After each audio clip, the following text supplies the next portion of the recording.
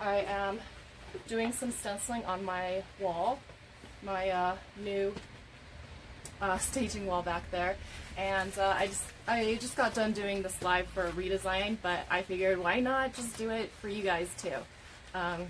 Why not just do it for my favorite people, right? So I am doing a stenciling on the wall that I just finished. It's going to be a raised stenciling using the Venetian metallic plasters. So I'm using the metallic plasters to create a very subtle raised stenciled effect. This is the plaster that I've been using. So this is the metallic plasters. See, I've used quite a bit of it, but this is metallic plaster, especially metallic. So, and it's called Antique Lace. So this is the Antique Lace one, which is kind of the off-white, like a pearly white sort of sheen. And my plan is to create the lace design that I used to have with my gray wall, but I'm just going to kind of replicate it on this wall, except it's going to look more, it's going to look different because of the color, and it's going to look less noticeable. It's not going to be as noticeable. You're going to only be able to see it at certain angles and stuff, but I think that's cool just to have that like little surprise, like pop of surprise with the stenciling. And since it's going to be like a permanent wall, I want it to look a bit more neutral, you know, so that it fits with any type of style that I'm trying to do with this. Sorry, my hands are sweaty, so this is not going on well. Okay. I'm wearing gloves because it gets dirty. So, and this plaster is so hard to get off. You don't want to mess around with trying to get it off. Okay. Right. So I'm just going to clean my trowel up a little bit. I already have it up on here. I've been like scraping it, so this part's already done. But I'm going to show you the other part of it. So I'm just going to peel this off too. Okay, so that's the one over here. I don't know if you guys can see it. I'll move you up closer so that hopefully you can see it. So hopefully you can see the pattern on here, the lace that's on there.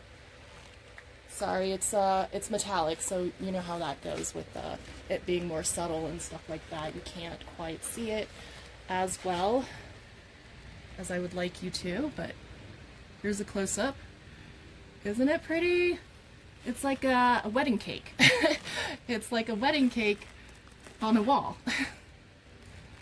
So this is the stenciling I've been working on right here.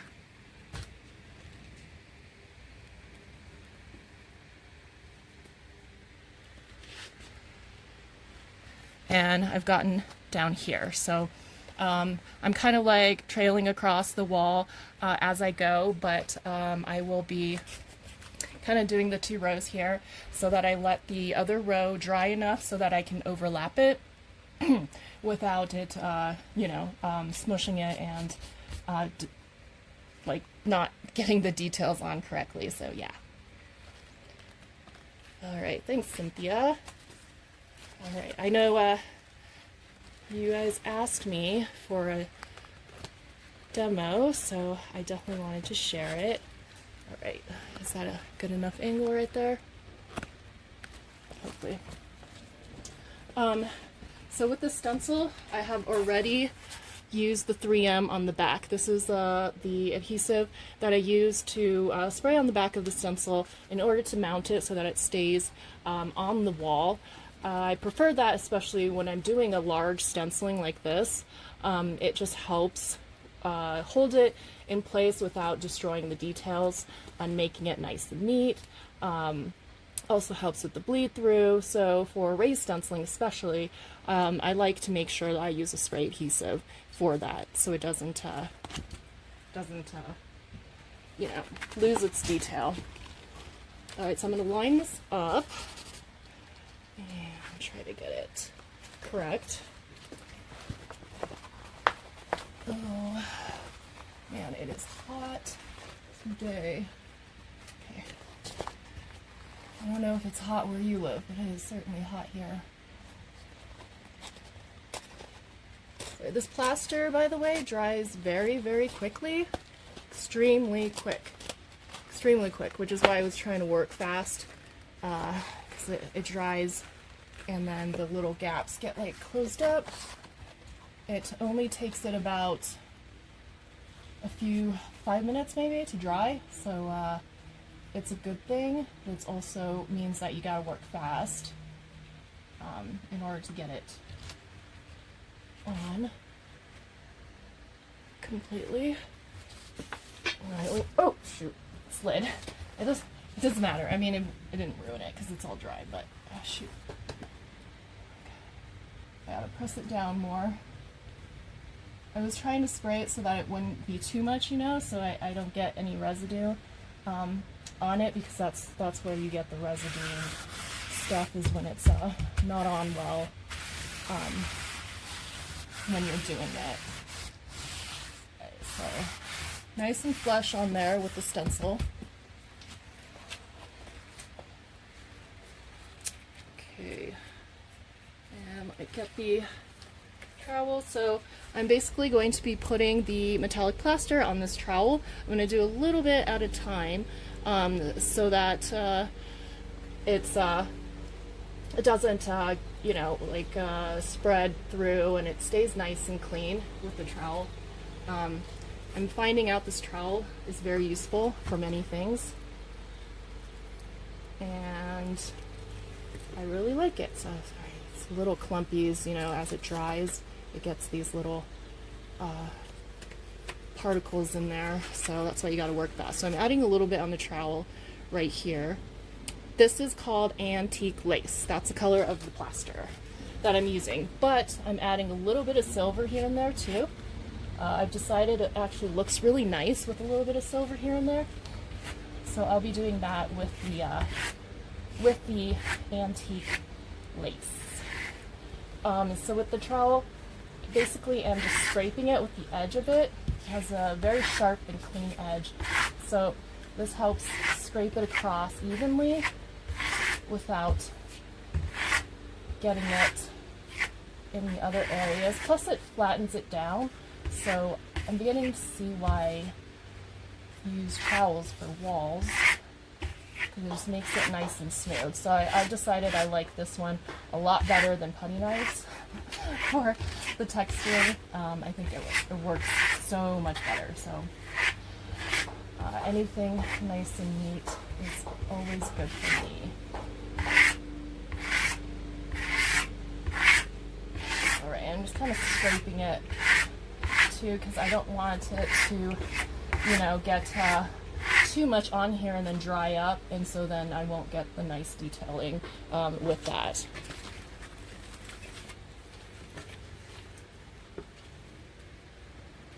Alright, so I'm just adding a little bit more on the trowel. This is called antique lace.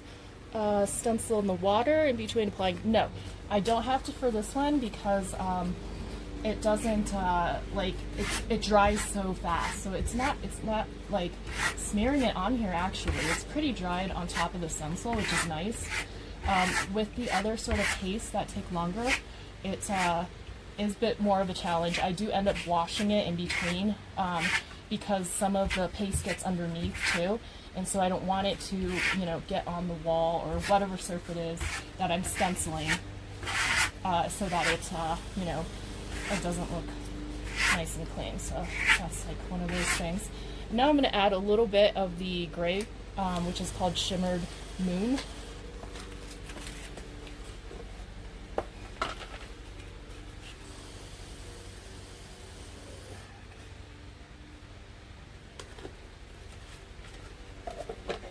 Dabbing some of it. So this is called Shimmered Moon. This is the gray that I was scraping across to when I was doing this wall, to give it a little bit of a silver metallic shine to it.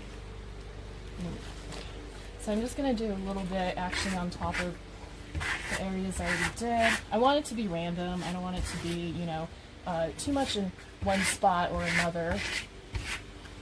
I just want that really subtle effect to it. just like the wall itself, so just a tiny bit of the gray and not too much, because I prefer it to be more white than the gray for this one. So just gonna scrape it sharp so you know it doesn't waste anything. I don't like to waste anything, so it helps keep the usage of the plaster at a minimum of what you need. And the stuff is not cheap, so you know I would definitely not want to waste it. But I think you can create your own metallic plaster by adding mica powder, I believe, or metallic paints. I have not done that yet, so do not quote me on that, but theoretically I think you can. So, but I am getting a plaster called shimmerstone, and that I will be mixing with metallic paints. So I'll show you guys how that one turns out. Lots of different plasters I'll be doing on top of the Venetian plaster that I have coming in too, so it'll be a lot of plastering. And maybe I'll inspire you to do a wall. Okay, so I'm going to do a little bit more of the white in these other areas.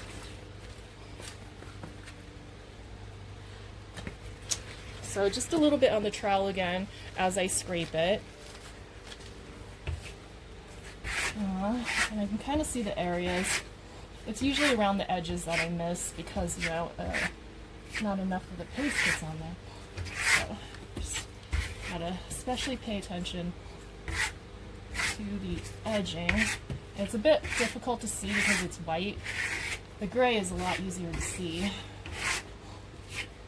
But since I'm using white, I'm just trying to be extra careful missing areas.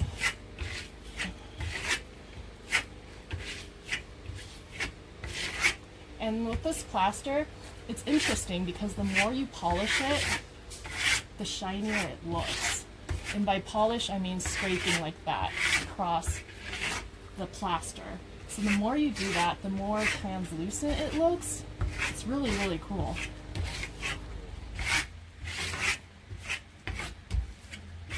Which is why I'm going to be doing my marbling technique with plaster, so that should be fun. I'm going to do it on a dresser top that I have as a custom, and it's going to be the metallic plaster marbling.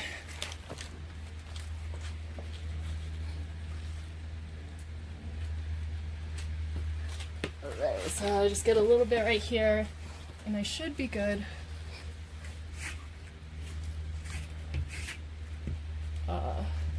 My original plan was not really to do this across the whole wall, but once I saw how pretty it looked, I decided to change my mind. So I was originally going to do it like a little bit here and there, but I love the way this looks so much that I want it on the entire wall. But originally that was not my plan. That was not my intention. But it's good to be adaptable, you know?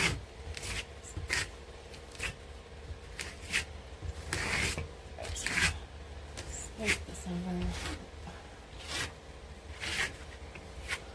So the areas are not filled. That's the problem with the more intricate stencils. If you are a beginner and haven't done, you know, raised stenciling before, I recommend using a stencil that has more of a larger area and space. It's easier to do. So practice doing that before you take the leap into doing raised stencils with these stencils that are more ornate and have more details to them.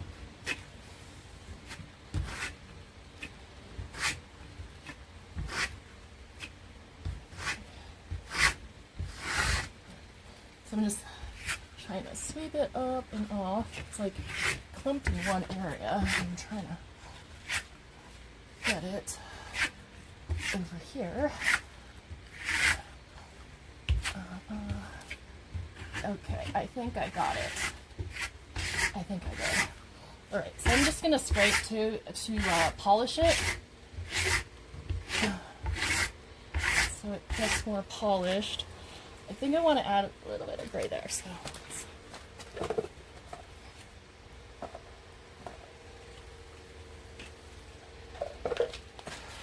Sorry, my perfectionist nitpicking.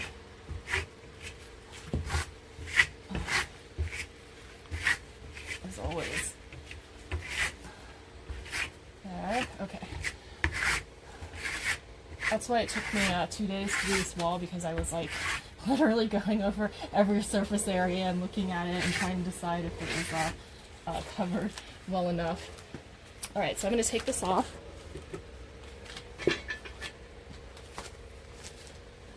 Oh, shoot. Yeah, see, this part didn't come off. I dried too much, I think.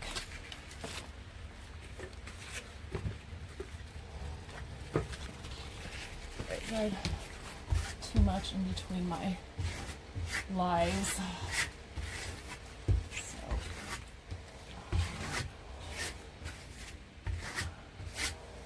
Looks like it didn't get all of the areas. Okay. It dries super fast, and it allows you to overlap because of that, but you can use any paste that you want. Any paste will work, so you don't have to use fancy paste. You can use any sort of paste that you have available readily. So, but this is the beginning. When I was starting it out, and then I went across here, and then I did a little bit of gray here. So there's that. And there was my sad attempt to do another live. And there you go. Yeah, it went fine on here, but it just dried too much while I was blabbing, so. How do I clean it? I have to rinse it off with, for these, I rinse it off with soap and scrubby, so I'm going to use my scrubby soap and soak this a bit to get off all of this plastering stuff so that I can use it again. Styrofoam stuck on it. So I'm going to clean this off, and but that's basically how you can clean it off. You can soak it in a bathtub if you don't have like a big sink. Sometimes I just use the bathtub and soak it in there for a little bit, and I take it out, and then I use a little brush thing and just like go over it with the scrubby soap and stuff like that for that one. So, but yeah, this is pretty much it.